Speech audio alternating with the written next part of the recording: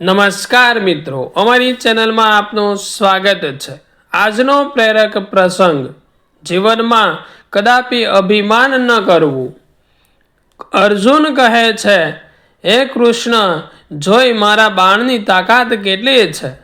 મારા એક જ બાણથી કર્ણના રથને હું 10 ફૂટ પાછળ ખસેડી દઉં છું ને કર્ણના બાણથી મારો રથ માંડ એક ડગલું જેટલો જ પાછળ ખસે છે।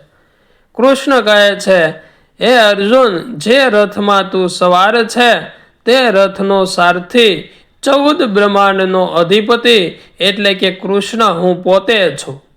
અને અર્જુન, તારા રથ પર જે ધજા ફરકે છે તે ધજા પર 1000 હાથીની શક્તિ ધરાવનાર પવનપુત્ર હનુમાન સાક્ષાત બિરાજમાન છે।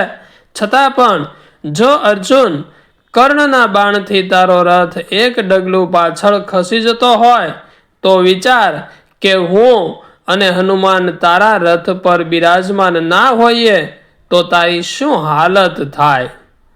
મિત્રો, અંતે સંવાદનો સાર એટલો જ છે કે મનુષ્ય દરેક વાતમાં બસ હું કરું, મેં કર્યું જે કર્યા કરે છે, પણ તારા જીવન રથ પર પણ કોણ બિરાજમાન છે, કોની કૃપા છે, કોણ મહેરબાન છે એ તો જો।